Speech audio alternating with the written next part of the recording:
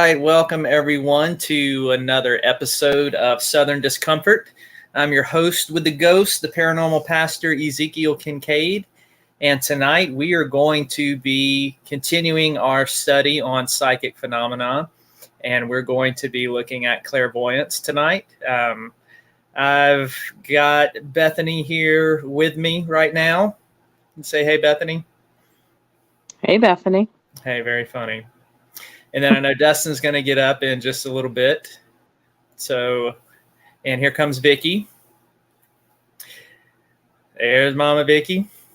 Hi. How's everybody? You made it. Hey, Vickie. Hi, sweet girl. What you doing? Oh, I'm just here chilling. Was talking to Zeke about what's on the lineup for tonight. Ooh, yes, curious minds want to know. Yeah, we're going to be looking at clairvoyance. Ooh, I like that one. Yeah, I was going to try to do clairvoyance and remote viewing since they're very similar, do it in one setting, but we're not going to be able to do that. We're going to look at remote viewing next week. Okay. So we're going to be focusing on strictly clairvoyance tonight. So we're going to Hey, Nikki. for everybody to pop in chat. Hey, Nikki. Welcome. Yeah. I had told Zeke, I'm like, so is this kind of like, I know it was a movie, but I'm pretty sure it was also a book. That movie that came out years ago, Men Who Stare at Goats. Kind of like that. That was where like the CIA and some of the government officials got really in on it. Hey, there's your baby. Hi, you baby. How's Tanya. Hi, Ginger Paranormal. Welcome. Glad to have you in chat. Yeah, Okay. yeah, baby. She just got out of the shower. She said she looks like a drowned rat. You have to give her time. Her hair soaking wet. Pop on up anytime. So yeah, we got some. Before we get started tonight, we're going to be announcing something that I'm going to be doing each week on the show. Yay! So we'll wait for everybody to get on, and then I'll make the announcement.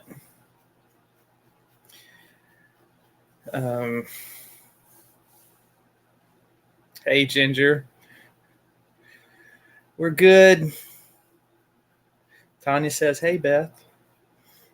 Hey, Tanya. I said hey, you baby. Oh, there's PW. PW's here.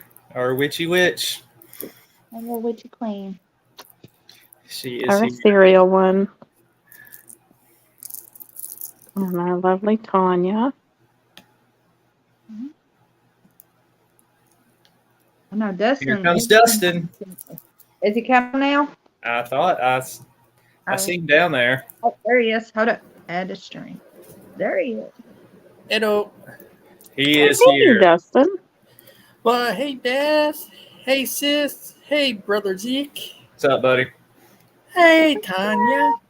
Oh, wait. That's Vickie. Tanya's Oh, yeah. Sweet Tanya's still in chat. Well, it depends. If PW said, should I change my name to Witchy Witch? LOL. No, keep it PW. No, PW. But I do like Witchy Witch. But I like Witchy Queen better. Yeah. Now we'll just have a bunch of nicknames for her. How about that? Yeah. Okay, click on PPR. Yep, there we go. That way we don't get double messages. Mm-hmm. Yep. I agree with this. All right. Well, good. Like last week, once we do the little teaching part and go through the evidence of looking at this through a scientific perspective, we're going to give everybody a chance to chime in with their experiences and stories, kind of like we did last week. So for those of you who missed last week, you can go back and catch the stream. We talked about dream telepathy, and it was a really, really good show. So I would encourage you, if you have not watched that one, to go back and look at it. And then 2 weeks ago was when we started the series, and we focused on telepathy. So we're going to kind of each week go through different parts of what's all considered ESP or psi phenomenon. We're going to look at each of these things in depth, and I will be coming at it from laboratory testing and the results that they've had with this, and how through these studies and laboratory testings that it's beginning to sway a lot of skeptics to see that there is something going on. And because I am a Christian theologian and pastor, I'm also going to be giving my perspective on this as well. But we won't be doing that tonight.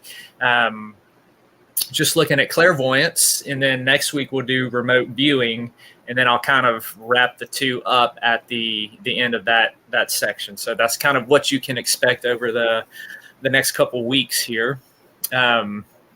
See who else we got. Crossover is in here. Thank you for joining us, Crossover. Appreciate you being in chat.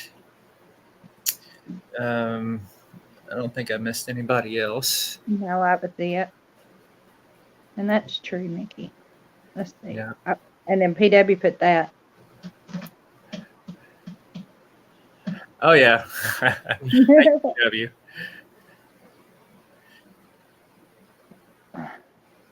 I'm excited to hear what you got tonight. I really am, especially when you come from a scientific point of view with it too. Mm-hmm.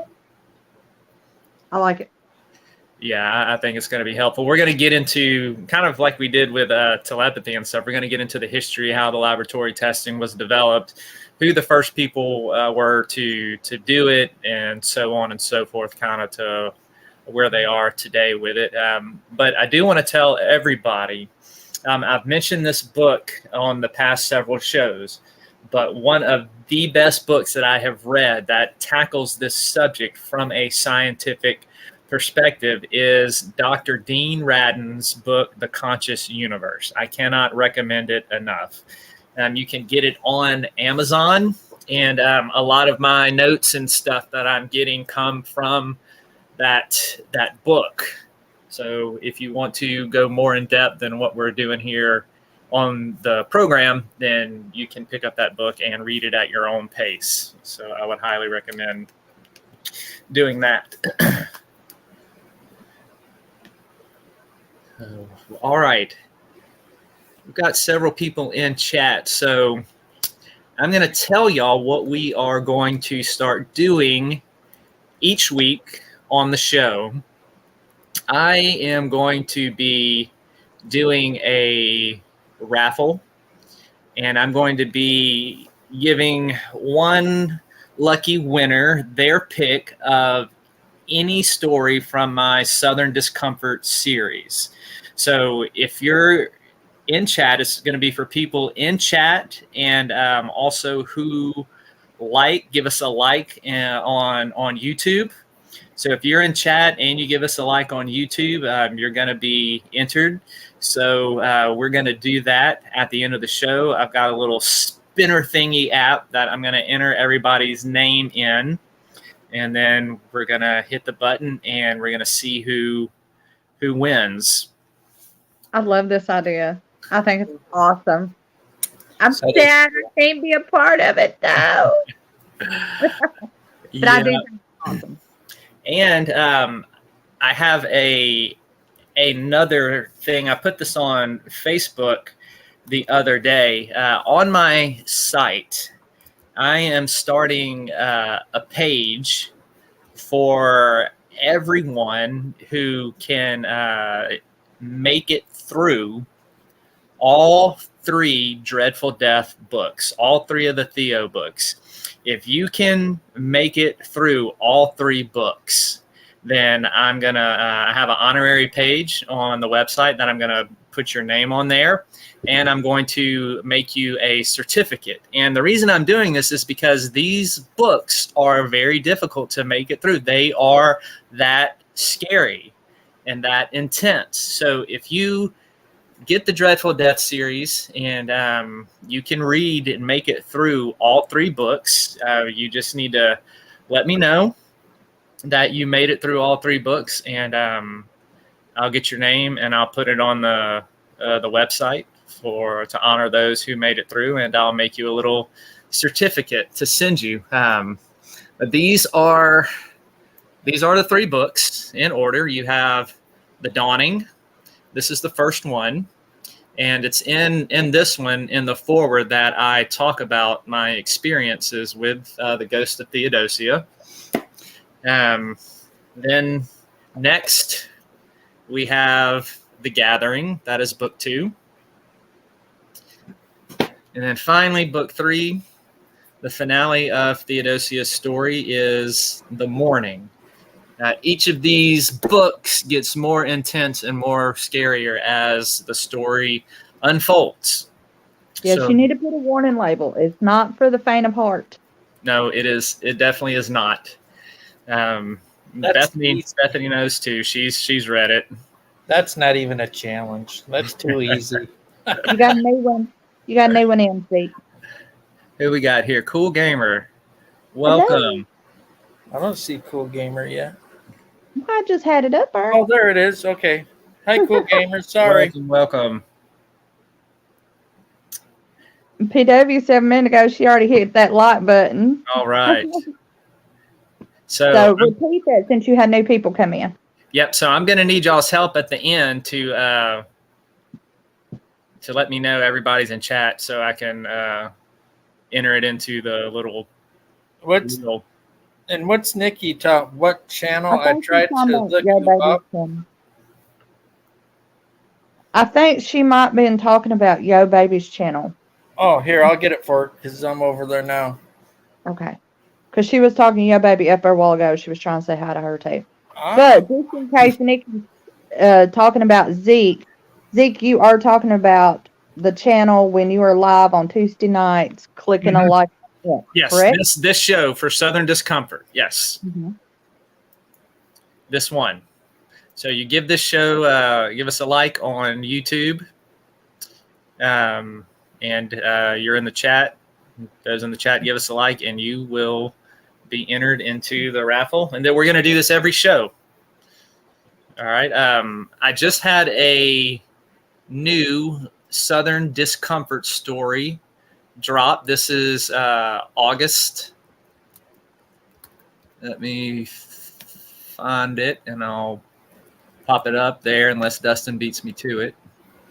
Yeah, I got it. And like Yo Baby said, if y'all hit like, make sure to comment that you hit like. Yep. So this is the new one that's out. This is called The Executioner. It is a dystopian style sci-fi horror about it takes place in the future in the year 3078. The government has instituted a hyper-conservative institution called the Cathedral, and they have hired Dr. Angelus Slade because he has created a machine called the Endless, where he captures people's consciousness upon death, mainly criminals, and he sentences them to a hell that he has specifically designed for them through a quantum computer.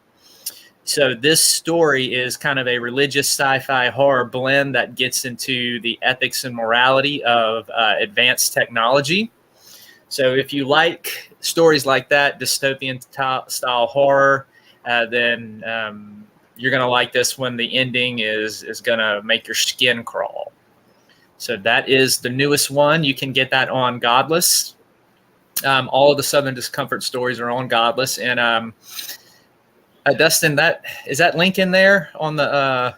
Yeah, all the links are in the description for Godless, Paranormal, the something square.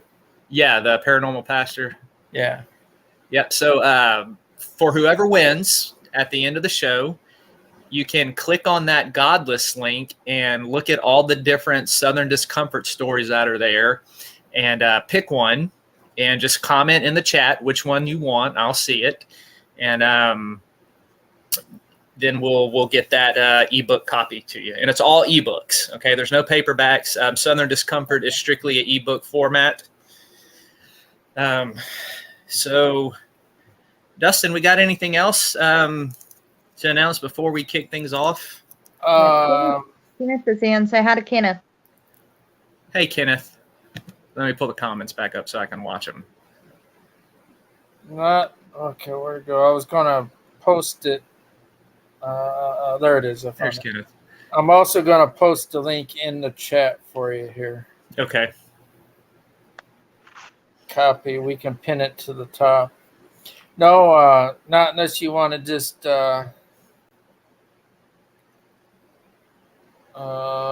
We only got what, a week and a half till the 19th. Octagon Hall.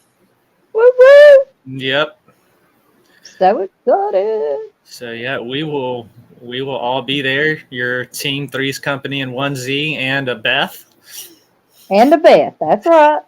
And my daughter Emma's going to be with us. So Yay. we will be hanging out and doing an investigation again at Octagon Hall for the fundraiser. And we're planning on live streaming some of that, aren't we? Yep. Yeah. We are. Yep.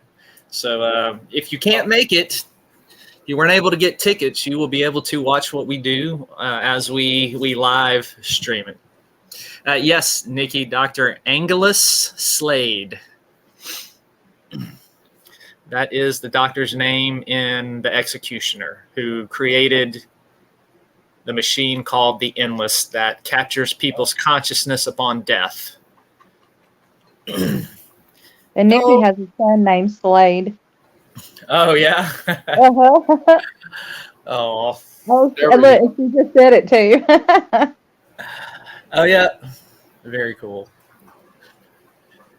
Very, very cool. I was trying to pin the message, that link to the top, and I forgot I was over on YOBABY's side, and I'm like, why won't it let me pin it? Yeah, see, that's the Southern Discomfort site right there. And then here's this one. Yeah, that's the Southern Discomfort site. Already posted twice. You did? Oh, those yeah, are- because it shows it from yeah. Oh, I thought it was So that different. is- So I started reading it. That is the Southern Discomfort site for the show. The Godless link is the one for the books. So Nikki's clicking like now. Hold on. PW clicked I like. can pull that up real quick, Dustin. Hold on. Did you want me to post your one for the books too? I'm about to pop it on there. I said because that's in the description too, but we can put that in. Here is that's my Godless page coming up in the chat. Okay, cool. So that has all the Southern Discomfort titles on there. You'll see them. I'll also throw. It's not part of the Southern Discomfort series, but I'll throw it in there anyway for somebody to pick. My horror comedy story, Night of the Blood Come, about the satanic sperm monster. Oh boy! And That it's one- not what you think either. If you like Johnny Walker Ranger, you'll like Night of the Blood Come. It's the same redneck style horror humor. So I'll throw that one in there too. You can pick from. But, yeah, that title gets me every time, brother.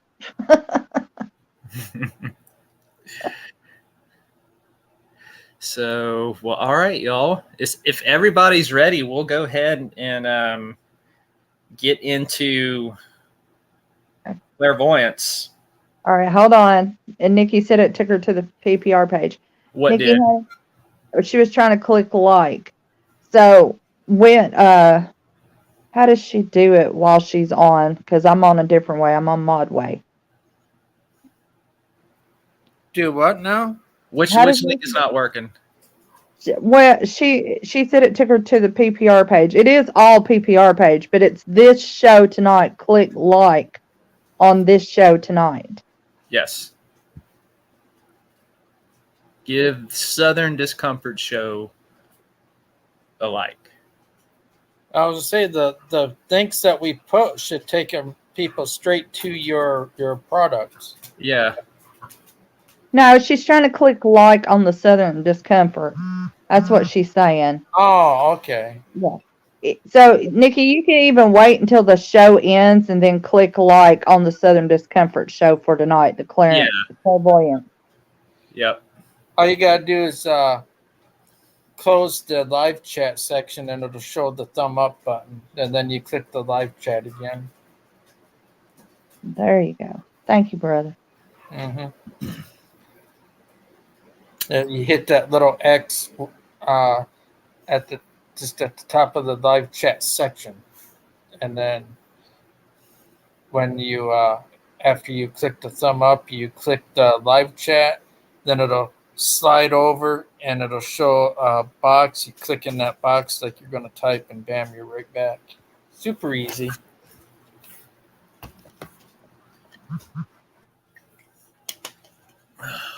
So what you gonna lead with, Zeke? All right. We ready? Uh-huh. All right. Well, let's get started. So in looking at clairvoyance, the reason I'm doing it back to back with telepathy and it's a follow-up to it is because clairvoyance and telepathy are very similar, except with telepathy, you have, remember we've talked about there's a sender and there is a receiver. Now with clairvoyance, it is psi perception at a distance without any sender.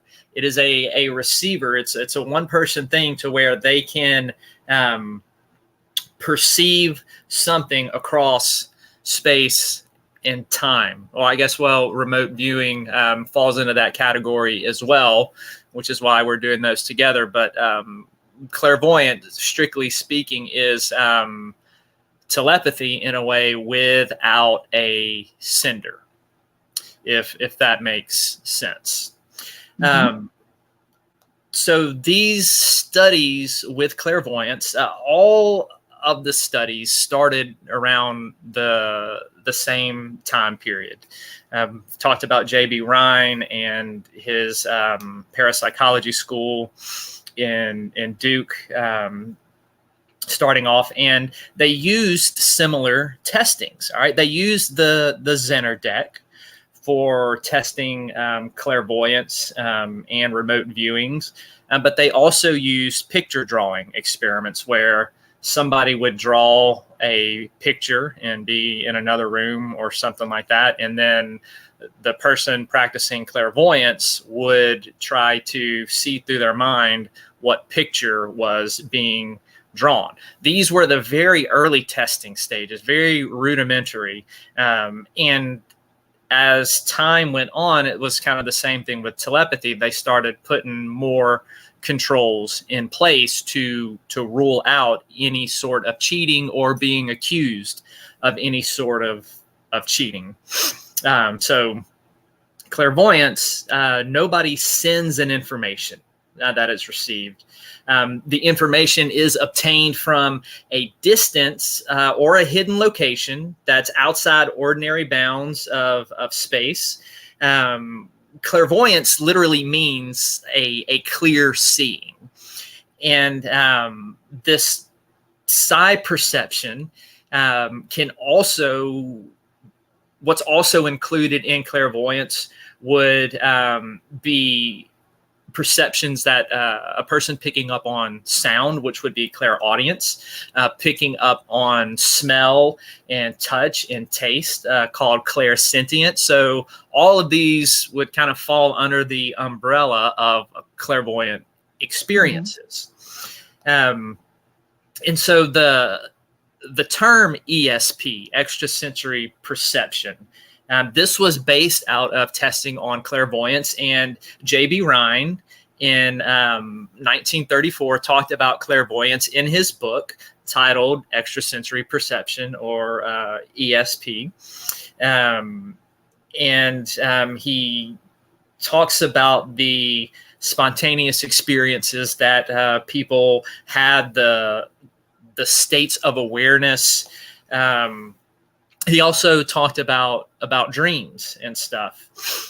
And here is, I wanted to read y'all this. I'm going to be reading you some excerpts of some of these early studies and some of the testimonies and stories given here. This is a particular case that was done, and it was recorded by an author by the name of Bernard Gittleson.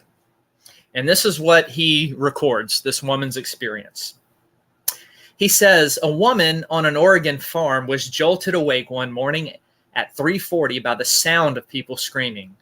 The sound quickly vanished, but she felt a smoky, unpleasant taste in her mouth. She woke her husband, and together they scurried the farm, but found nothing irregular.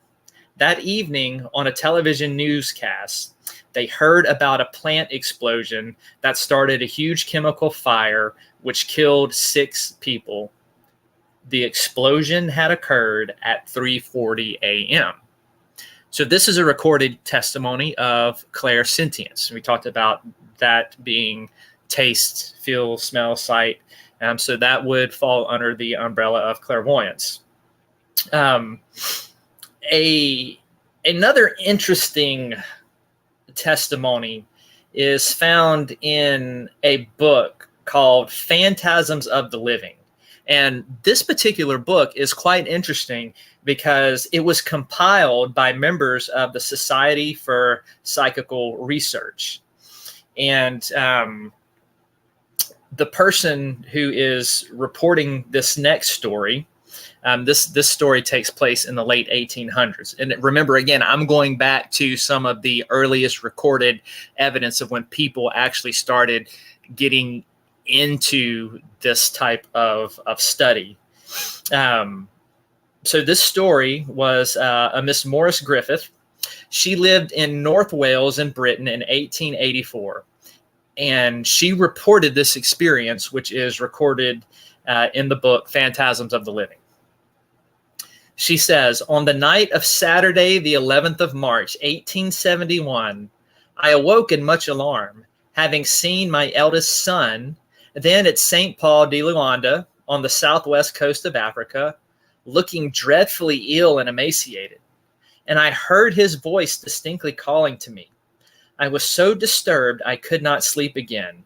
But every time I closed my eyes, the appearance recurred, and his voice sounded distinctly calling me, Mama.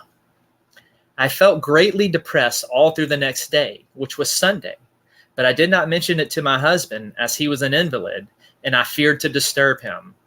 We were in the habit of receiving weekly letters every Sunday from our youngest son, then in Ireland. And as none came that day, I attributed my great depression to that reason. Glad to have some cause to assign to Mr. Griffith rather than the real one. Strange to say, he also suffered from intense low spirits all day, and we were both unable to take dinner. He rising from the table saying, I don't care what it costs, I must have the boy back, alluding to the eldest son. I mentioned my dream and the bad night I had had 2 or 3 friends, but begged that they would say nothing of it to Mr. Griffith. The next day, a letter arrived containing some photos of my son, saying he had had fever but was better, and hoped immediately to leave for a much more healthy station, and written in good spirits. We heard no more till the 9th of May, when a letter arrived with the news our son's death from a fresh attack of fever. On the night of the 11th of March, and adding that just before his death, he kept calling repeatedly for me. I did not at first connect the date of my son's death with that of my dream until reminded of it by the friends, and also an old servant to whom I had told it at the time. So what was going on is she has this dream of her son calling mama, mama, mama. And it was the same day and time that the son died, and he died calling her name. And so this is another one of the early examples, and they gathered more and more stories like this over the years, and these stories became so provocative that they begin to say, okay, well, if there's something really going on here, then we should be able to test this in a laboratory setting. And they started to do this. One of the first persons before J.B. Rhine to study this concept of clairvoyance was a man by the name Charles Rickett. He was a Nobel laureate in 1889. He published a book, and the result of his experiments, which he hypnotized people, and the person was successfully able to guess the contents of sealed opaque envelopes. All right, so they had like a card in the sealed opaque envelopes, and he would put them in a trance through hypnosis, and they were able to guess correctly the cards in the envelope. So this is kind of what got the ball rolling with J.B. Rhine, and for the next several decades, they kind of shifted to this idea of sending and receiving, like we talked about with telepathy. Everybody following me so far? I know I just threw a lot at you with these stories and everything. Just want to make sure that you're still with me. Everybody good? Yes? All right. So let's get into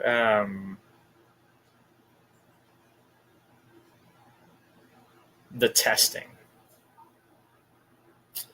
So when they started the card testings, all right, it was the same thing that they did with telepathy. They started with the Zener deck, and they would shuffle the cards, place them face down, and they would hold up a card, and they would begin to guess what shape was on the card. And the experimenter would record both the guess and the actual identity of the card. Then the criticism of this test that people began to notice is that it might be possible, and they actually proved this to be the case on some of the cards, that the act of printing a symbol on the front of the card might leave a slightly raised impression on the back of the card. So this impression would allow somebody being tested for clairvoyance or telepathy. It could allow them to consciously or unconsciously guess the symbol with a better chance of accuracy. So with the Zener card deck, that's one of the biggest criticisms that came with it. And so what they did next is, back what we mentioned earlier, is they started to put these cards in an opaque envelope. And the participant would hold the card, hold the envelope, and guess the symbol on the hidden cards.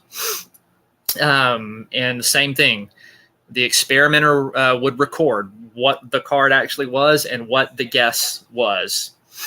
And this then led to criticism that, well, hold on, the experimenter is handling the card, so he or she could maybe kind of mark it with a little thumbnail or something like that to increase the chances of the person being tested. It could increase the chances and make it more beneficial for their research in proving psychic phenomenon.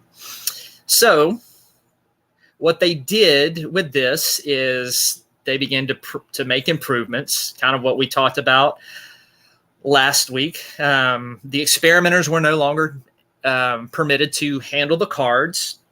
They were, in fact, placed in separate rooms. Then the person being tested. And sometimes they went further and they put them in separate buildings to run these particular tests. And then they started coming up with other examples, and then finally they just kind of eliminated it all together with having those, what we talked about, the electromagnetic sealed rooms, the soundproof rooms, all of that. And what they found is that even when they kept eliminating all of these things and putting more and more controls in, that they were still getting all of these odds above chance. And one of the experiments, I'm trying to find the little chart here. Just give me 1 second. So with these testings, right, not with the cards, but they started to move with, a deck with certain pictures on it, and you would have the target picture, right? And those pictures could be of like a boat, a sea, a forest. So they would have 5 cards, and the person doing the clairvoyance testing would write down or draw pictures of what they would see. And then what would happen is they would take the picture that the person being tested drew, and then they would take the target deck with the 5 pictures and they would compare it. And the picture with the closest match, that would be a 1. Picture of the next closest match would be a 2, all the way down to 5. Now, chance would be that they got this right 20% of the time. And studies show that when they did these runs, the lowest that they ever got was 29%. So even some of their lowest studies with these people were still the odds above chance, which is pretty fascinating. So what we have here, right? If we go back from the 1880s to the 1940s, we have, and I'm just saying 1940s because this was the time that it was really big and Ryan was testing it. And 1880s was when we had that first interest in it that we mentioned earlier. So in that time period, in 60 years, there were 142 published articles describing 3.6 million individual trials with 4,600 participants in 185 separate experiments. And I'm going to pull up this chart and I'm going to read you the statistics. All right. So when they did the experiment of the sealed envelopes, they hit about a, let me pull it up here. I can't see. They hit a, about a 22%. When they did the opaque screens, this was up closer to 30%. When they separated from a distance, it was about 29. And then when they did the displacement test, it was about kind of the same thing, about 25, 26%. So they are getting, with these tests every time, odds above chance. And this was just in the early days of all of this. And it was through Ryan's consistent experiments and his consistent success, even with the controls being put more and more and more in place, he was still seeing odds that defied chance. And so much so that when his stuff was being published back in his day, especially towards the end of the parapsychology lab in Duke University, he was swaying a lot of people with his evidence. And I'm talking like hardcore skeptics. I want to read you something. This is from a professor named H.J. Eisenach. And he was the chairman of psychology in the psychology department of the University of London. And this is what he writes in 1957 about Rhine's studies and about all of the universities themselves testing these things and being involved with it. He says, unless there is a gigantic conspiracy involving some 30 university departments all over the world and several hundred highly respected scientists in various fields, many of them originally hostile to the claims of psychical research, the only conclusion the unbiased observer can come to must be that there does exist a small number of people who obtain knowledge existing either in other people's minds or in the outer world by means of a yet unknown science. And so Rhine in his research began to sway a lot of hardcore skeptics.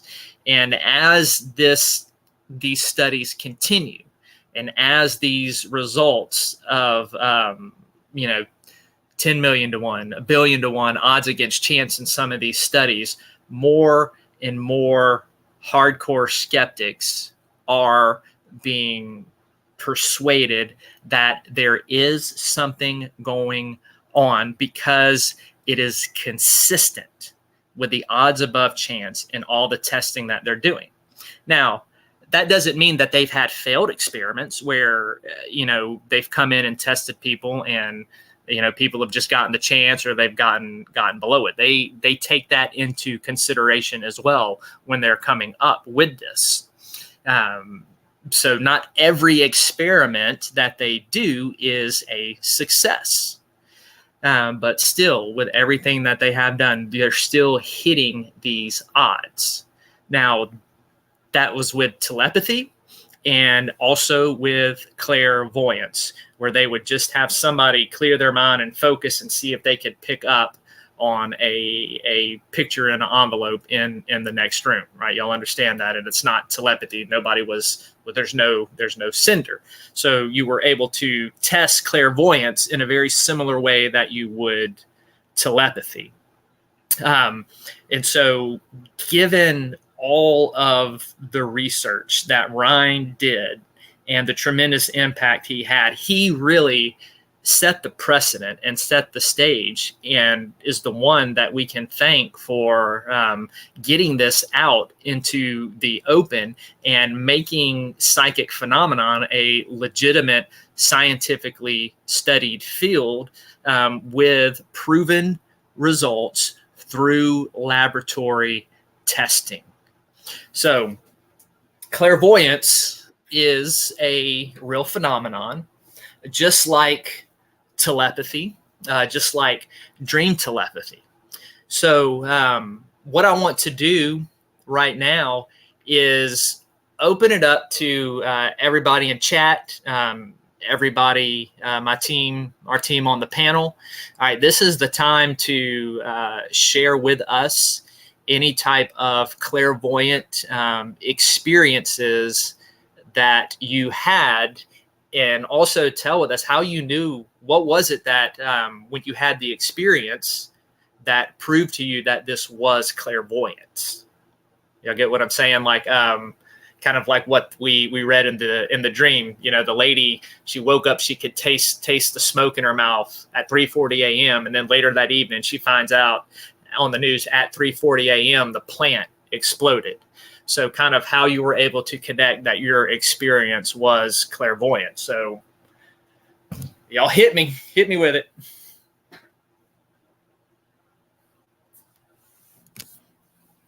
Not everybody talk one time. There we go. And, Everybody talk one time. Yeah, baby. Yeah, baby. first me, now her. I know. I was just double checking. Yeah. I don't know what was going on. My internet kept throwing them out. Here you go. Here's one All for right. Nikki. Nikki, I've been told that I can do a lot of things, have since I was maybe 2.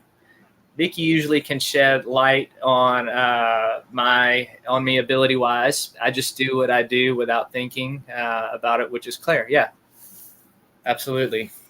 Yeah, Nikki You knows. want to elaborate on that, Vicky?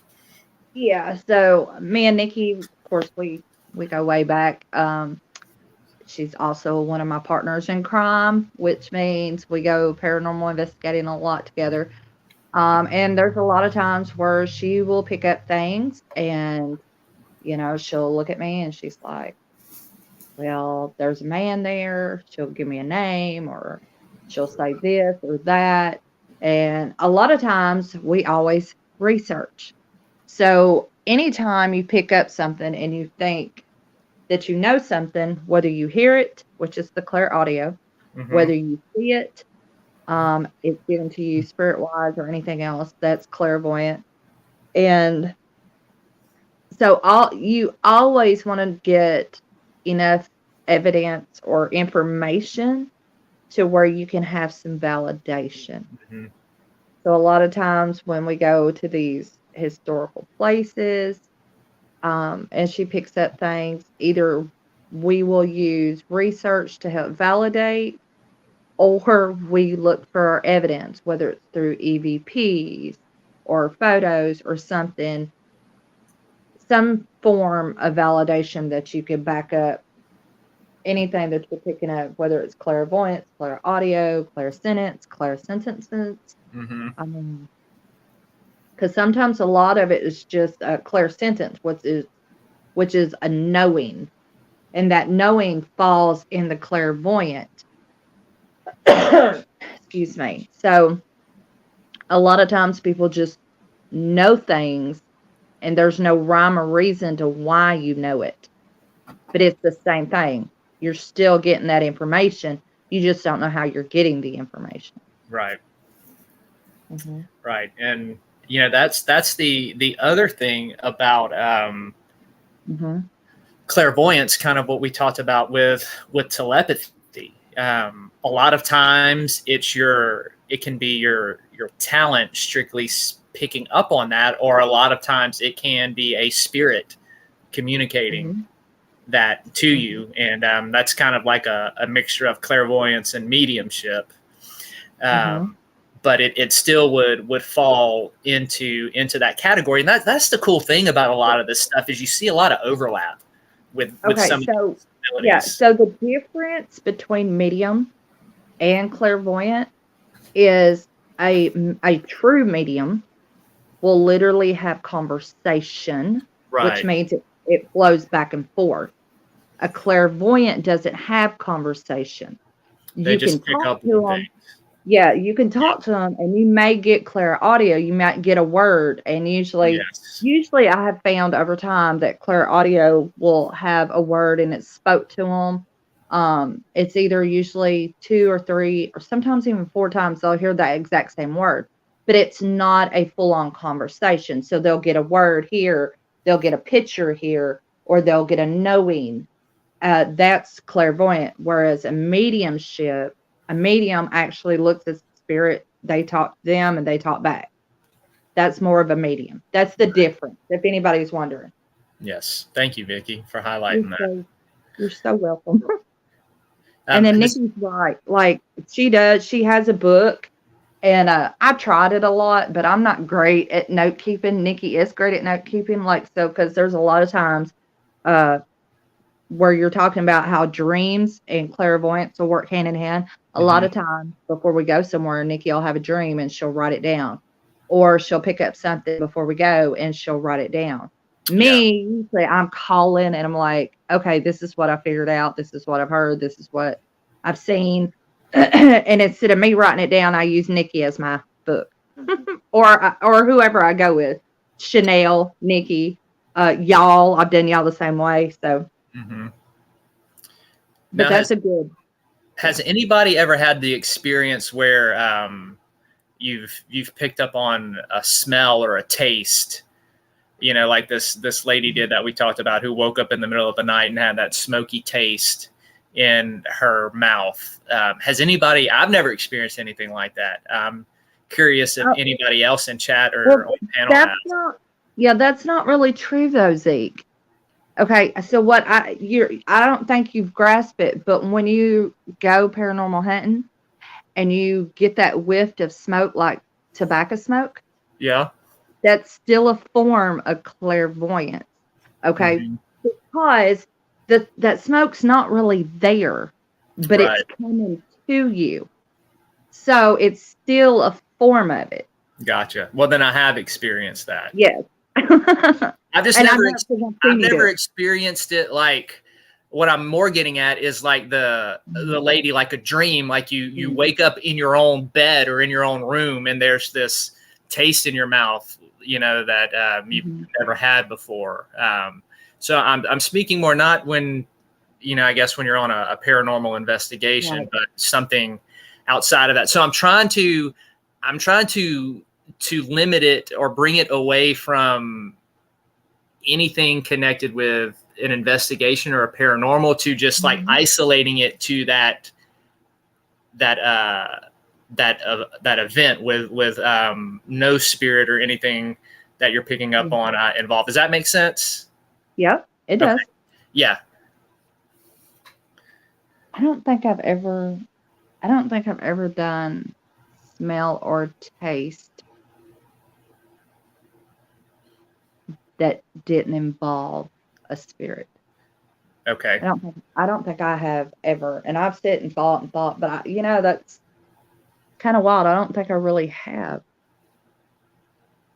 I see Nikki says she picks up smells all the time. Yeah, Nikki, and that's it with the properties though. That still would be spirit related. Yeah, and that's cool. Like, you know, if you want to share some of those stories, I mean, it all falls under what we're talking about. You know, like I said, this is y'all's time to tell your stories. I was just wondering if anybody ever had something like isolated like that. Yeah. That was all. Now I tell you, there is one time I went to a bed and breakfast, and as I'm walking around, I smelled smoke, and I looked at the lady and I asked her, I said, I believe this side of the building, this house was burnt down and this was redone, and I don't believe this section was actually there. And she was like, yeah. And so that was different, because I could smell the burning wood and the smoke. You see what I'm saying? Yeah. But now there's another time that I went to, now that was in Alabama. And there was one time I was in Indiana and went to a bed and breakfast. And I walked in from outside and it freaked me out because I saw smoke everywhere. Saw it. And I thought something was on fire. And the people that I was there with, I was like, what did y'all set on fire? What's burning? They're like, what are you talking about? I was like, can y'all not see the smoke? It was all hazy. It was all white smoke. Nobody could see it. And like, they're like, no, nothing's on fire. I truly did not believe them. And I went running through the house all the way into the kitchen to make sure somebody hadn't caught anything on fire, threw something away. This is another bed and breakfast. Yeah. So yeah, see, I had a similar experience. I'm sure all of us paranormal investigators we know the probably familiar with the St. Francis, the house in St. Francisville, the Myrtles Plantation down here in Louisiana. Last time that I went there, this was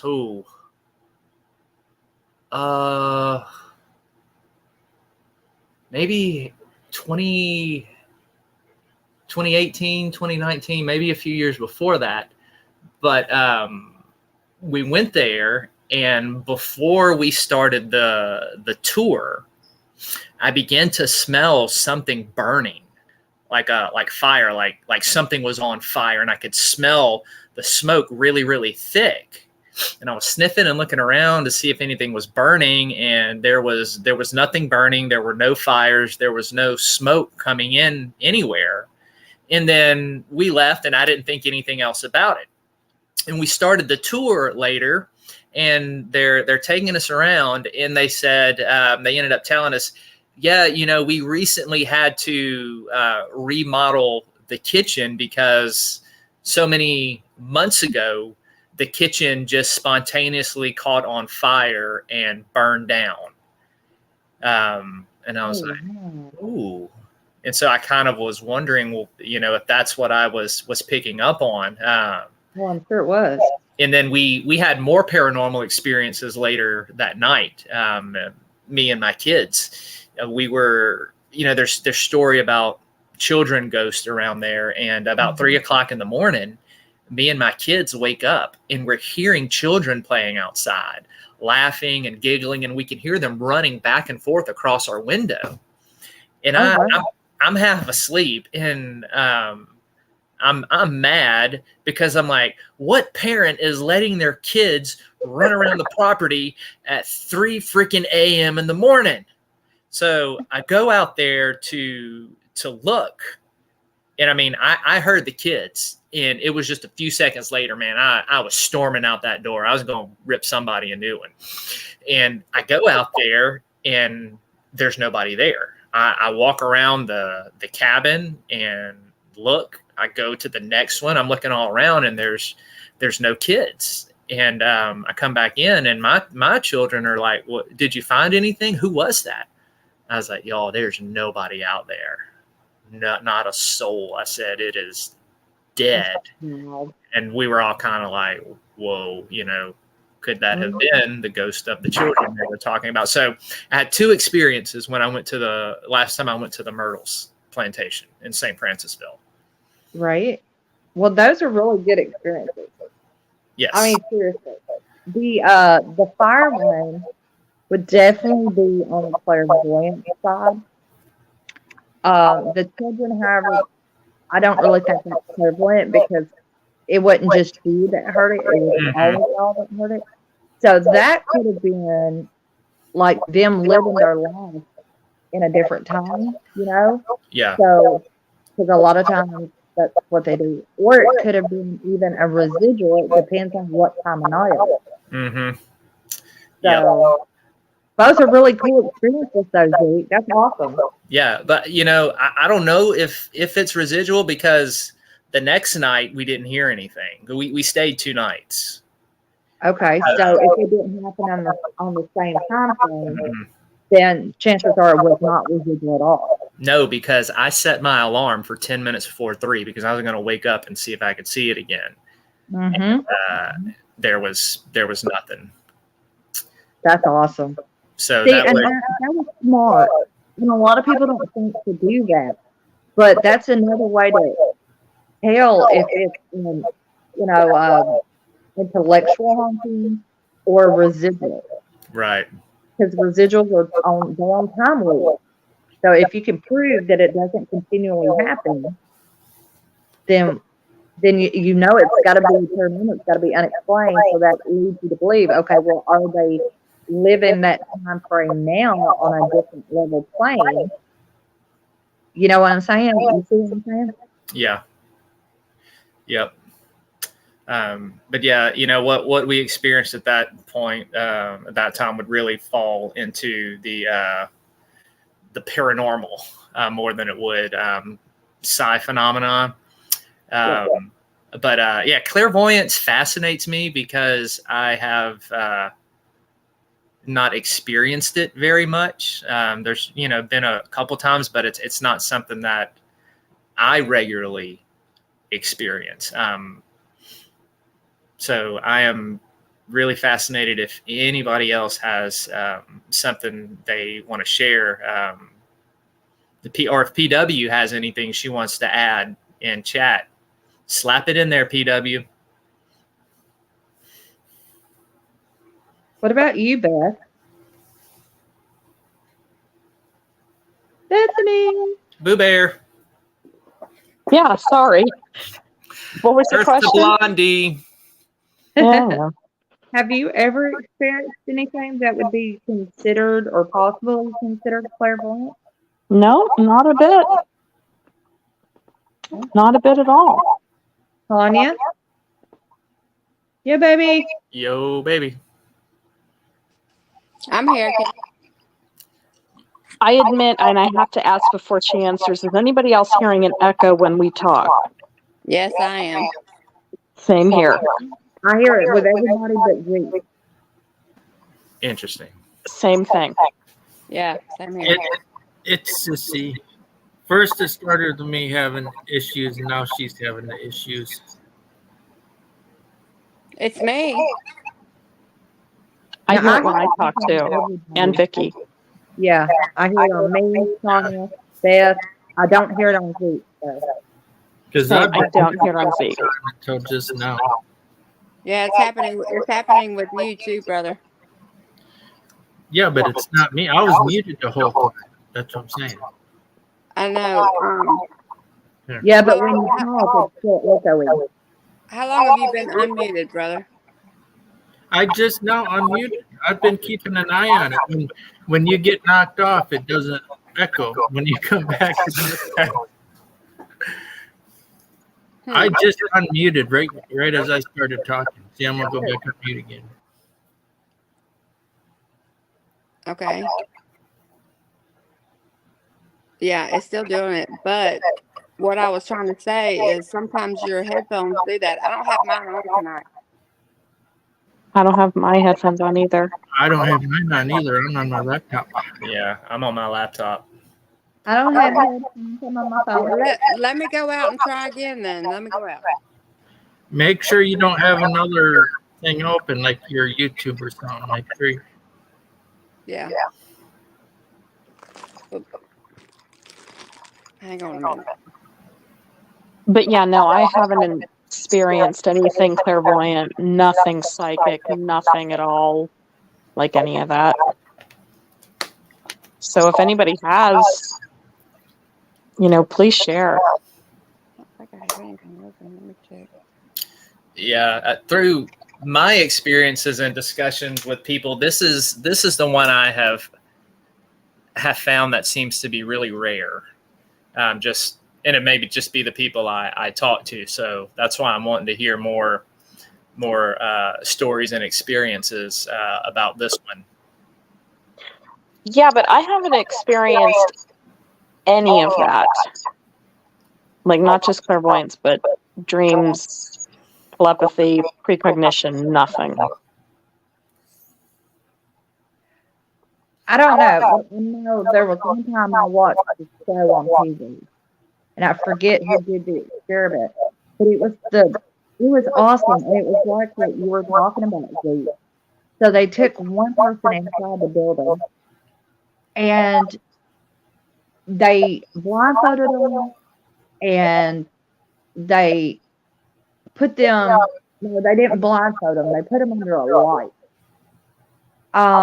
And they had another person go outside. And so the person, they were told to look at the light for a certain amount of time. And then they were told to close their eyes. They were doing something with sensors. And on the person, because they were in a chair. And then, so they were told to just sit in quiet.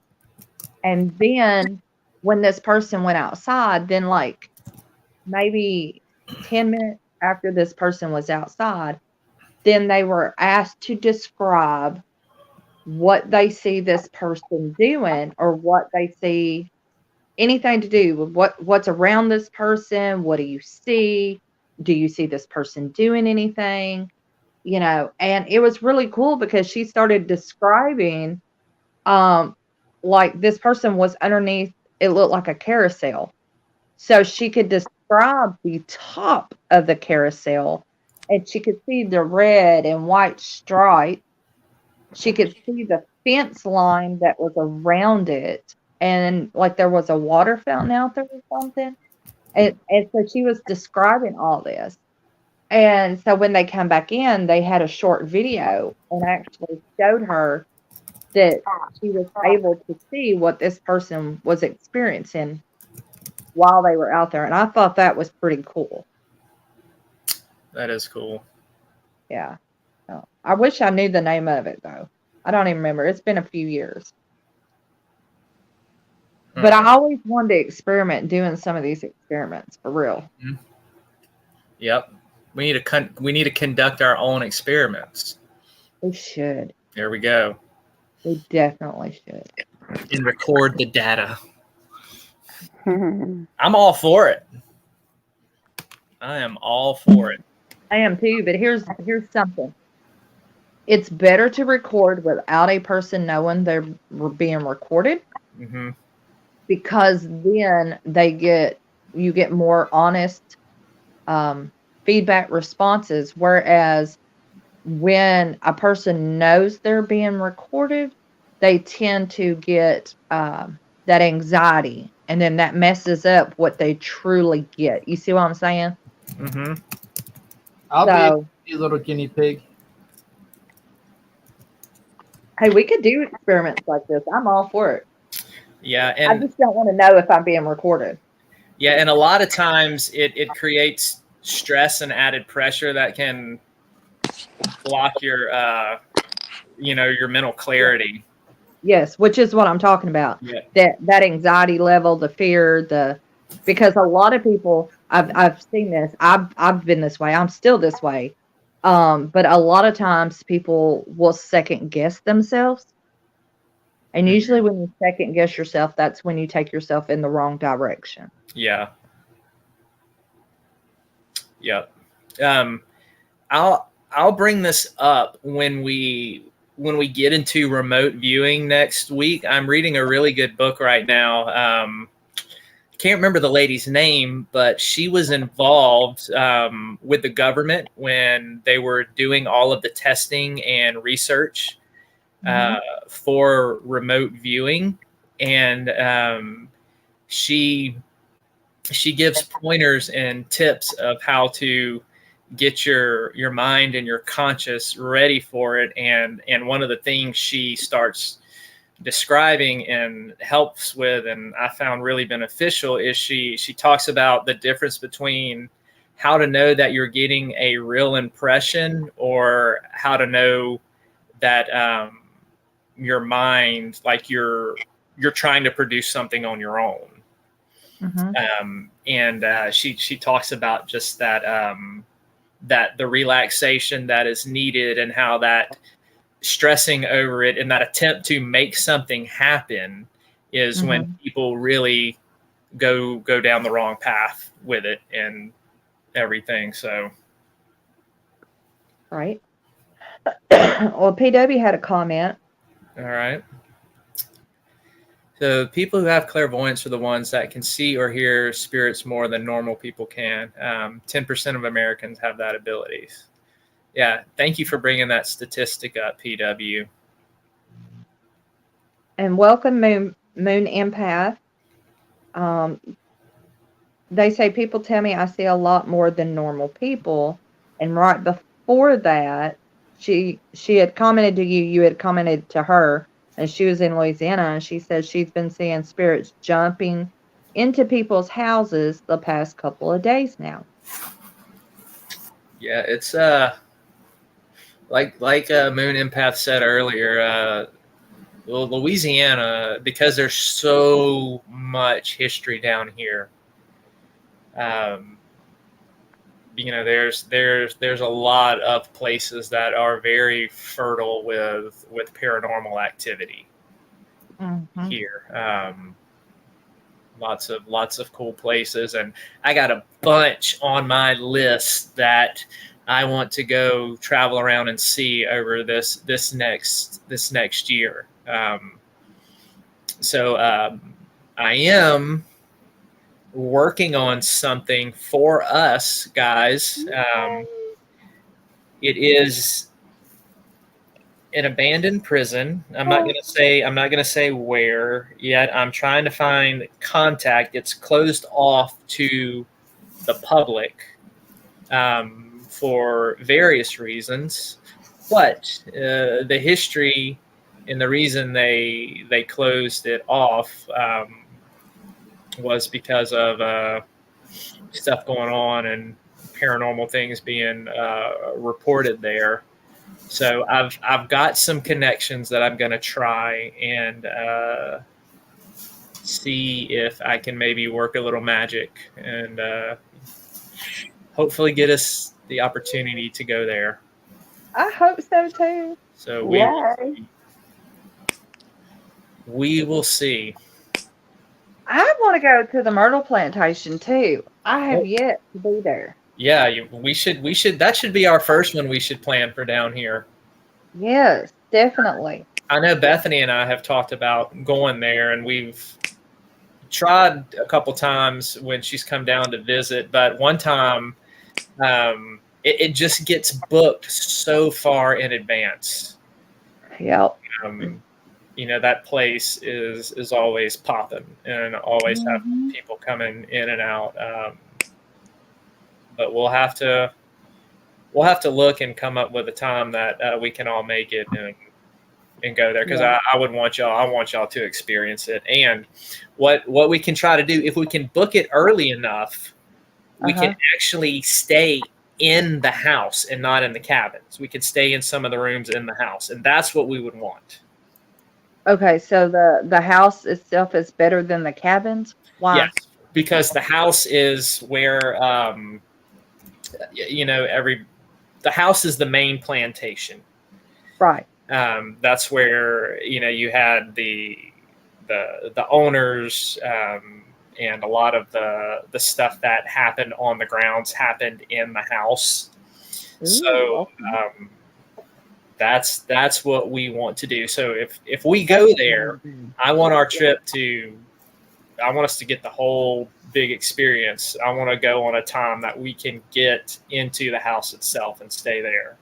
Well, I wonder how many rooms they have in the house that you can stay in. I don't remember. Yeah, because wouldn't it be cool if we could have all the rooms rented? Mm-hmm. I'll sleep in the basement. I don't think the bomb's in the basement, Dustin. Way to come in there, Susie. Yeah, but I mean, I agree. I completely agree. If that's the case, I think we should try and see how many rooms they got. Yeah, and see if we can fill up the rooms. Mm-hmm. I got some connections with the Myrtles too, so I'll. You need to pimp yourself out, brother. I'll see what. See if I can manage that. Awesome. So, but y'all, you'll love the town of St. Francisville. Oh my God! You just gave me an idea for a shirt. I don't know where this came from. I guess it just from what Tanya said, and then you talking about the bedrooms. Make a shirt that says if the K2 meter is lighting or whatever, something along that line, don't come a knocking. That's funny. Instead of if the house is a rocking, yeah, don't bother knocking. Yeah. Well, I have a question. So Moon Empath says, I see evil that lives in others. So my question to Moonpath or Empath, did you see the aura, or are you seeing something different? And then they said, I see things on trees, buildings, the sky. When I tell people what I see, they freak out. Well, that's because not everybody's open, and things that they don't know, the unknown is scary for them. Mm-hmm. And they usually don't bother the ones that know about the spiritual world.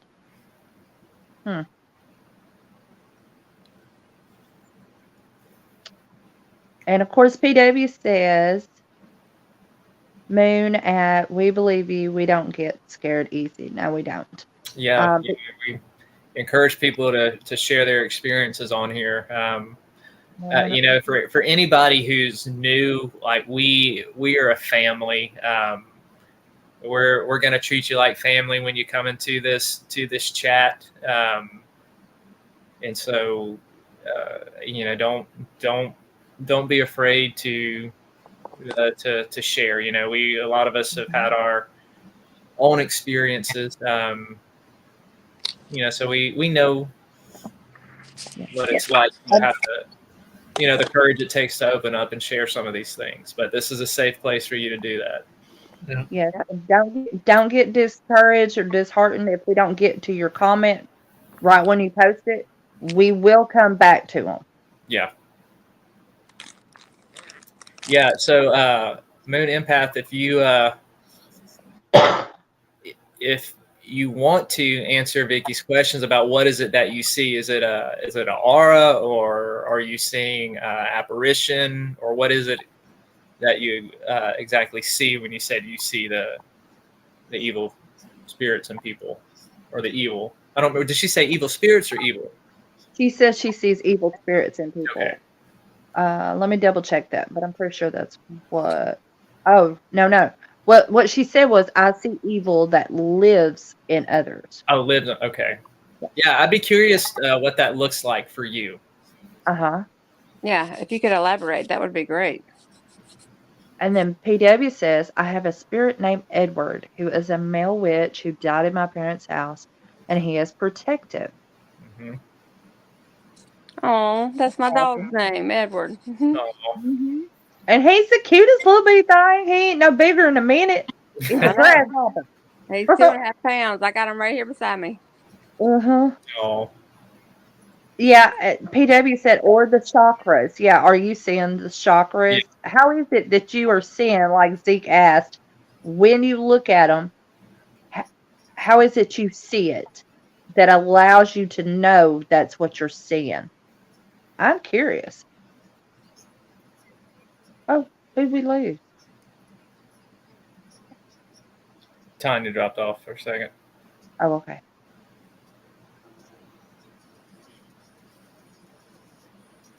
They must be typing.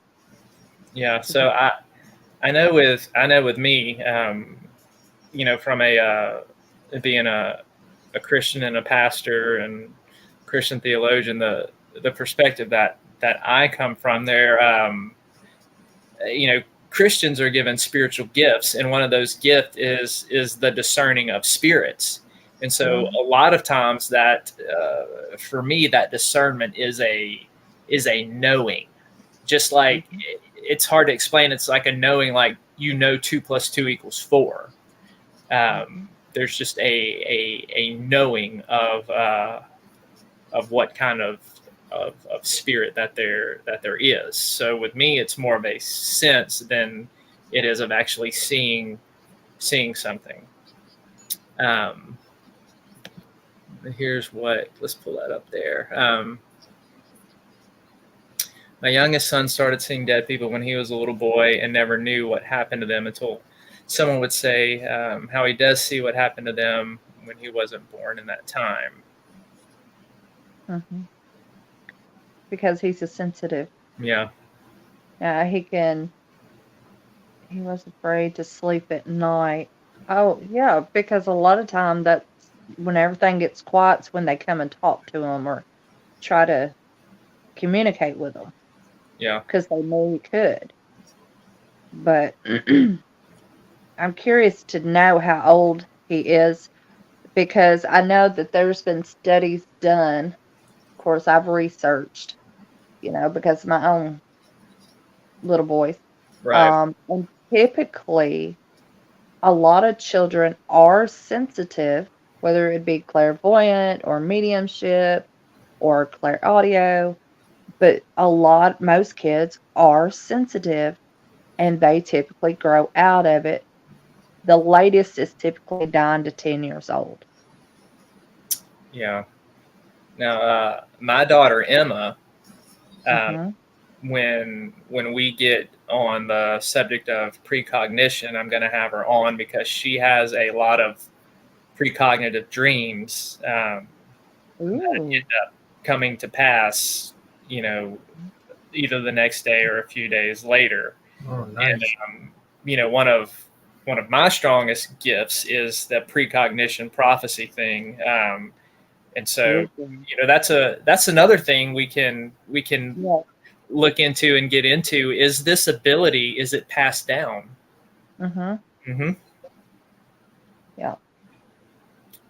Yeah, that's awesome. And I truly do believe that this stuff is past hereditary. And because my kids do, I do, my grandmother did. It was weird is because nobody really talked about it in my family, but they would mention things every once in a while. And my mama told me one time that my grandmother, anytime like somebody was about to die in the family or something major like bad would happen, that she had a son who died when he was like just a few months old, 2 or 3 months old. And every time somebody would die in the family, or it was like a catastrophe that happened in the family, then she would see her baby, and he'd be floating in front of her. And she would know something was fixing to happen. Yeah. So. And see, my on my dad's side, my great grandfather was full-blooded Indian, and we had a lot of that on my side of the family. And my dad had even told me one time that, and I can't remember which family member it was, but he saw them make themselves levitate. I'll never forget that story. And my dad was a very down to earth person. He wasn't really into, he wasn't. He was a Christian. He wasn't really into studying psychic phenomenon like I am. But I remember him relaying that experience. And so, again, seeing the stuff that it's hereditary and it can be passed down generation to generation, I think that's more proof of what we talked about earlier in the past couple shows, that this is a natural talent that some people that people have. So going back, that kind of, I think, debunks the whole thing that I talked about of how a lot of people say that this is demonic or influenced by demonic spirits and things like that. No, this is some kind of natural phenomenon that we haven't fully come to grips with or can fully explain the how behind it.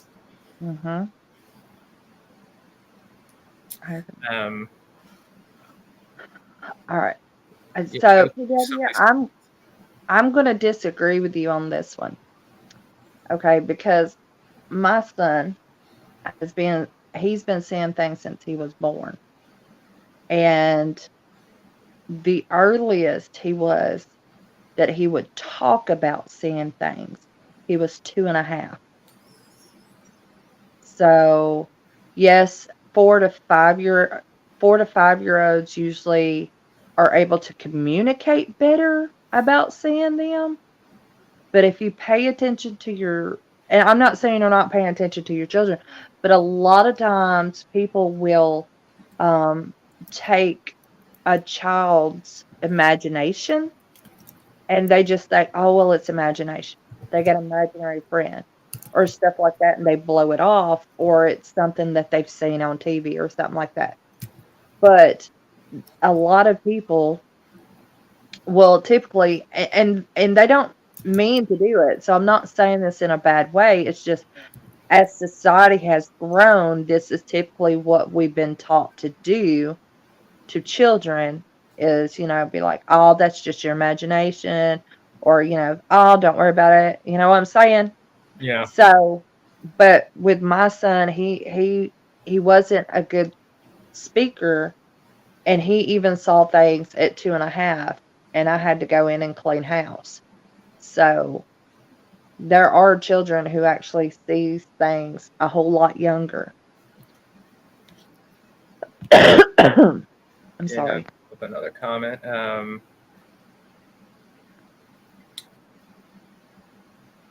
Yep. It is passed down, and Moon Empath had mentioned about having visions about things before they happen. Yeah, that's it. Later, right? That that would fall, I think, into precognition,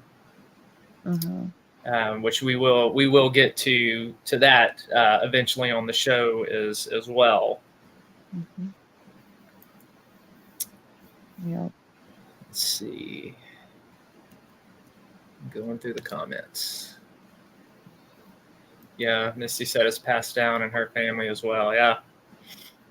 Yeah. And then she said, I've had spirits around me since birth that have been caught in pictures. That's my son. Like in your pictures, Misty, what does it look like? Because in my son's pictures, like there's so many photos I have of him that has like green orbs or it's green streaked. There's a few that's even white, but a lot of them are green. Yeah. So I'm curious to see what Misty in those pictures. Yeah. And welcome. Give her a second to answer. Yeah.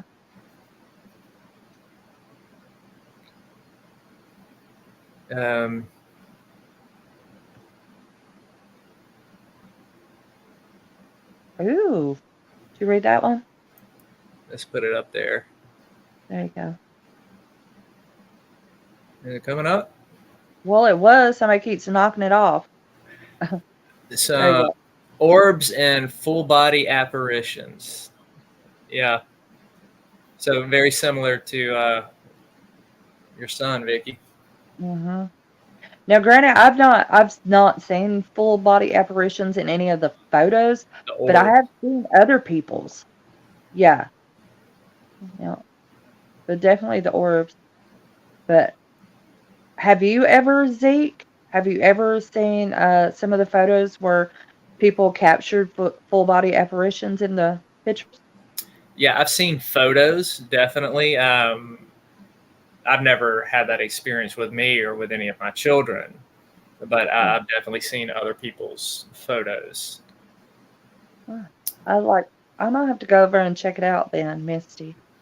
She says she had crazy proof on her channel. Yeah, y'all go over to Misty's channel and check that out. I'm going to her channel now to get the link. All right. Thank you, Dustin. I want to see, I'm really curious to see if some of the orbs match, like, my son's. Like, I'm really curious to see. Mm-hmm. Oh, look at this. Oh, wow. Subscribe to her, so. I have a pic of angel wings hugging me, and others have seen this pic. Ooh, I'd love to see that. That's awesome. That's cool. Very cool. Man, I would love to have a picture like that too. I ain't even gonna lie. Like, come love me. Let me have proof of it too. Yep. My luck, I'd see like little freaking demon horns. No, that'd be Dustin. Oh, it's definitely Dustin. Oh, thank you, Dustin, for popping that on there. Cool. All right, we're gonna check you out, Misty, on your channel. I'm already I've been subscribed to her. Yep. Yeah. Thank you for sharing that, Misty. Ooh, I've caught a ghost dog walking into my kitchen on a live stream. Did it bark? Did it make noise? Or was it just walking? Oh my gosh. That would be awesome. That would be scary. Well, no. Go ahead, Zeke. No, that was me. I was going to say, I need to stop being a lurker at Misty's channel and start commenting and interacting like she is over here. Yep. Well, y'all, we're getting on the hour and a half mark. Anybody have anything else they want to comment or share before we get into the raffle?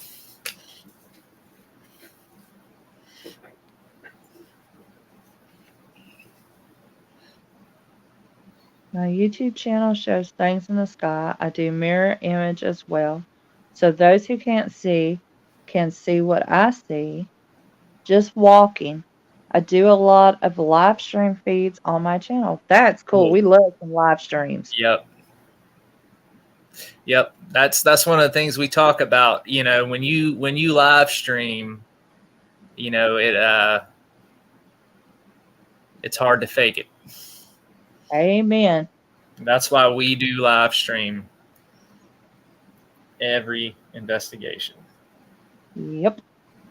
Speaking of, so our investigation coming up on the 19th. Mm-hmm. So we're going to live stream from Dustin's. We're going to live stream from Yo Babies. And we're going to live stream through my Reflections of the Paranormal page. And Zeke, are you going to try and live stream through your page? Probably not. Like I can't. It's gonna be very hard for me. I'm a very simple person when it comes to things like that, and I will not be able to focus on leading the investigation and streaming at the same time. So That's my strong point is multitasking, especially under pressure. yeah, I cannot. Sorry.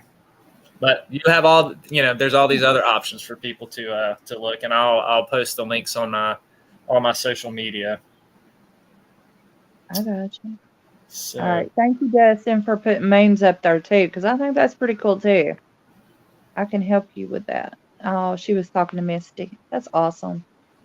See, I love it when everybody comes together. Yep. All right, y'all. I'm gonna start making this wheel. Y'all start reading me off the names.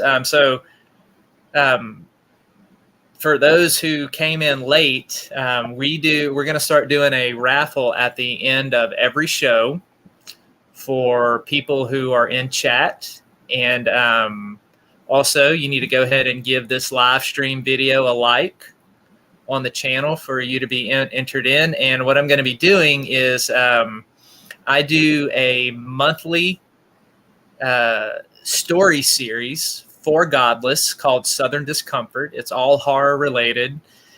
Each story is different. And so at the end of every episode, we're going to do a raffle, and the winner gets to pick an issue of Southern Discomfort that they want. So that's what we're doing. So Zeke, do you want to let everyone that's in here now that come in late, if y'all go ahead and like, and you got to write in the comment that you liked, we can put you in the wheel for the drawing for tonight. Do you want to go ahead and let everybody do that? Yep, let everybody do that. And I know some people have already, so could y'all read me off the names of the people you know who have, so I can go ahead and start entering it? Well, Dustin, is there a way to look at the likes to see who clicked like? No, because I have it turned off to where likes are turned off. That way you don't get like 50 million emails of every like. But all right, we're pretty much taking their word on their likes, but they do have to comment that they. Yeah. But we've had 34 people pass through lurking, and I can tell you that out of that 34, there is. Hold on, let me get back over here again. One of those likes is mine, and I know that we're not in it, but I always like our videos. But just to let you know, that way you can deduct mine. That's I know PW did it, and Nikki said she was doing it. Yep. Yeah. And we have. Come on. Load up. There we go. All right, guys, if y'all go click like on this show tonight. Well, we've got 15 likes. All right, so we got Misty Mountain. She clicked like. Oh, PW, I got you, boo. So PW has Moon and Path. You can click like, and you can be registered in one of Zeke's books giveaway. All right. Anybody else? I guess I decided not to wait until the end. I'm scrolling up. Yeah, anybody who was in chat and liked it can enter. Yeah, the like just helps us with our algorithm. We got to get our algorithm up.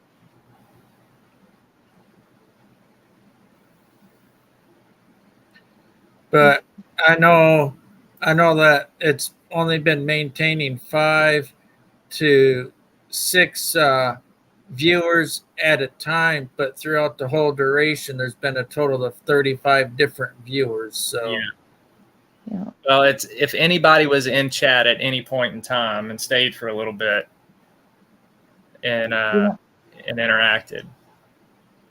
Okay. All So right. I have PW, Nikki, and Misty so far. Yeah. I'm not seeing anybody else that has said that they clicked the like button, though.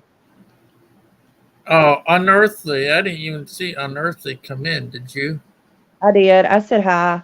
Oh, okay. I did. I think PW said hi to him, too. Okay. I'm pretty sure they liked Unearthly's been. Unearthly? Okay. Yeah, they've been pretty loyal here lately. And that's as high as mine. Well, Kenneth was in here, but they didn't say whether or not they clicked like on it, though. And I'm still scrolling through the comments. Well, he told people at the beginning, so if they didn't put that they did like he asked them to, that's on them. That just makes it easier for who did to win. Yep. So every Tuesday night, Zeke's going to be doing Oh, here's another one. Eli, click like really quick. Getting ready to do a drawing, spin the wheel. Go ahead, Zeke, tell him, Zeke. Yep, Eli, we are doing at the end of every show for anybody who is in chat and has given this video a like, we're doing a raffle to give away one of my Southern Discomfort stories. On Tuesdays. On Tuesdays, just on Tuesdays. Moon Empath, did you click like, honey? Because she said, okay, awesome. So I don't know if she... And Eli, actually, we need to get him up sometime if he don't mind, because he... Can I tell him what happened, Eli? This is gonna blow your mind. This is actually worth putting this drawing off. Trust me. If Eli just yes or no, can I let him know, or will you be able to come up sometime? Okay, Eli actually died. When he died, I don't want to spoil the story, but you got to hear his story, and then when he came back, I mean, Yeah. it will blow your mind. Yeah, we got to get him up if he's willing to tell it. Absolutely. So, Eli, if you don't mind, I'll come up. Just set up a time. Okay. Put our email. It'll be easier that way. I can set it up for him. Who's better at typing? Can you put paranormalinvestigator73gmail.com? I'm a crappy typer. Because I don't have Twitter or anything anymore like that. So send me an email. Okay. Say that again. What was the email? I didn't realize I was on mute. Oh, okay. It's the Paranormal Investigator 73. All one word? Yeah, at gmail.com. And I'm double checking. Wait a minute. You want Paranormal Investigator as one word or two words? It's all one word. It's my email. Okay, Paranormal Investigator. What? 73. I got it. It popped up automatically. Okay. That way he should be able to just click on it or highlight it, or send me an email. We'll get you hooked up. And I mean, you're gonna be floored. That's all I'm gonna say is you're gonna be floored. I'm I can't excited wait. to hear it. Yeah. All right. All right, so I think that's it for the likes, Zeke. Moon Empath, did you want to be entered in? She never said she clicked like. Hold on, Eli. Here you go. I want to make you blue too. And Eli, if you liked it, just put in chat that you liked so we can put you on the wheel too. Yeah. There you go, Eli. You can.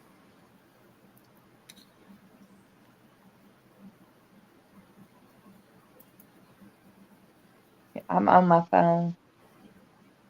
And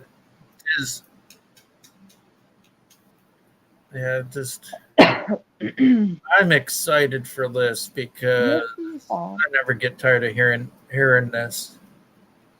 He says, thanks, PPR. You're welcome, Eli. We go back ever since the old JBD channel. So. All right. Oh, that's awesome. All right. I think it's time for you to spin that wheel. All right. I have PW, Nikki, Misty, Unearthly, and Eli. Did Eli? Yeah, Eli's good. Okay.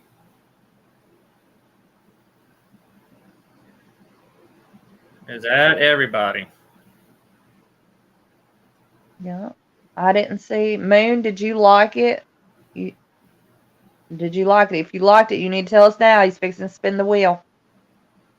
I think he or she did. I don't know if it's a he or she, but I don't know. Okay. All right. I'll put them in.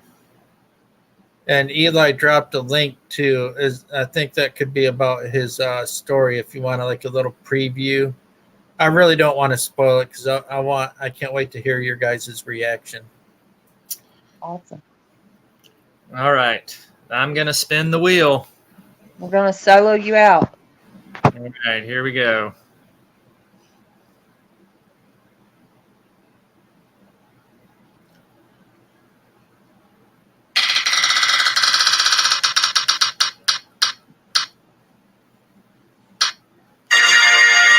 Misty. All right. Misty is the winner. So there is, let me put that link back on there. Okay. Real quick. It's pinned to the top too, I think. Yeah. Or one of them is. And Eli, I got your email. So Misty, if you want to click that link that I just put in there, and look at the Southern Discomfort titles, and then let me know which one you want, and you can email me. I'm going to put my email in there.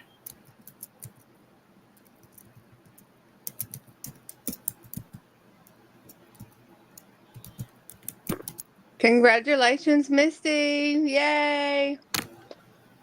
You're our first winner. All right, that is my email. So if you want to look around at the Southern Discomfort stories and then email me which one that you would like, and I will send it to you. So Misty is our first official winner for the giveaway. Yay! Congratulations, Misty. And then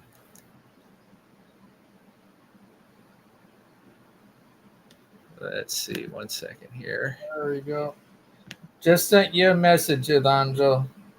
This is the new Southern Discomfort that is out. This is the August issue. This is a dystopian style horror story. Hey, Bubba. So the description is there on Godless. You can go and look at it. Takes place in the year 3078. A hyper-conservative institution called the Cathedral that comes from the government has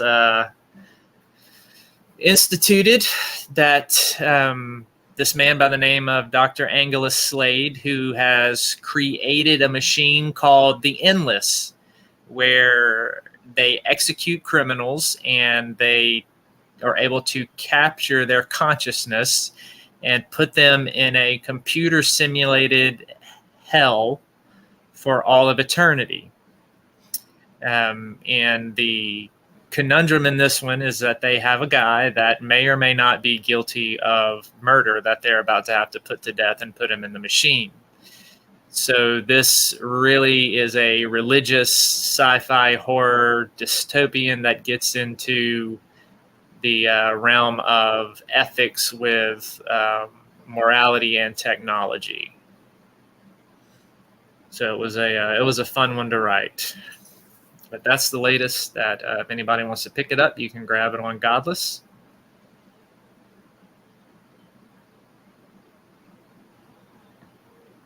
So anybody else got anything before we wrap up? Just a reminder that at the end of every stream, we do a little inspirational music video for everybody, and make sure you do listen to the words, and I hope it helps uplift your spirit and your soul. And we lost Vickie and Yo Baby. Yeah, I see Yo Baby down there. Don't know if she's coming back up though.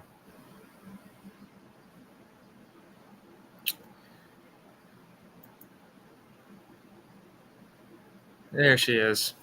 Yeah, I just brought her. What happened to Vickie?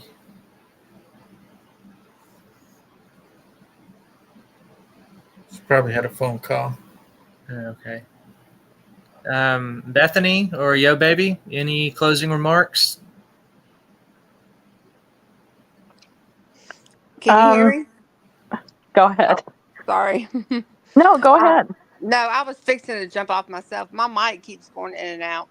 And I actually logged off, and I don't know how, but somehow it put me right back on stream. So I got some funky stuff going on over here. Oh, I just added you up. I thought maybe, oops. Yeah. Oh, well, okay. That's okay. But no, I was just going to, I thank all of y'all for coming.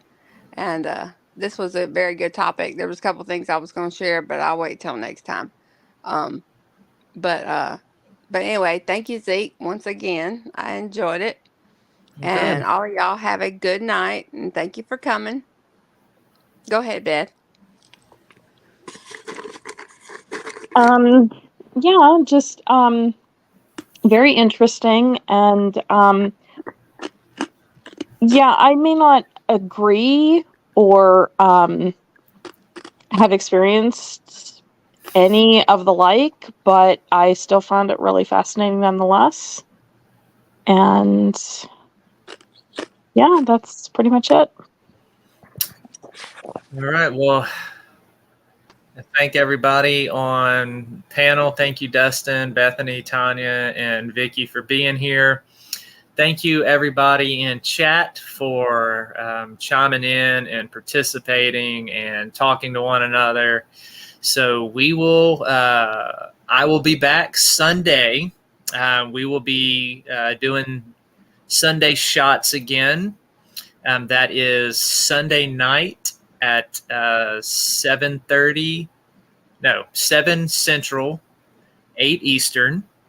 And we are going to begin looking at the book of Revelation in the New Testament. And I'm going to be giving you a perspective that is common among scholars, but rarely makes its way down into the pulpit and into churches. So we're going to be discussing a lot of stuff that you've probably never heard before.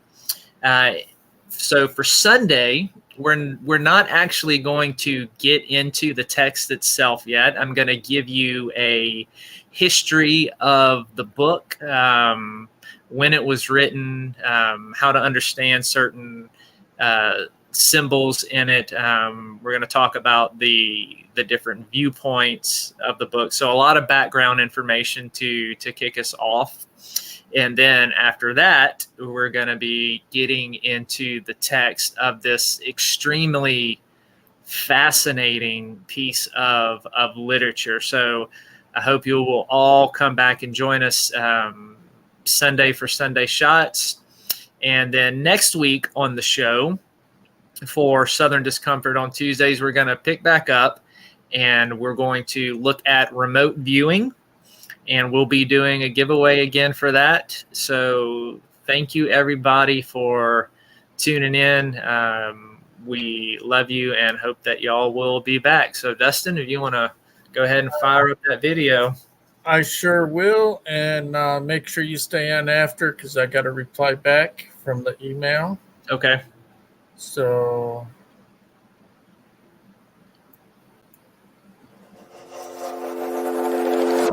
Is this what giving up feels like? I don't know, I don't know. Tell me, have I lost my mind? Nowhere to go, so far from home. Is this what giving up feels like? I don't know, I don't know. Tell me, have I lost my mind?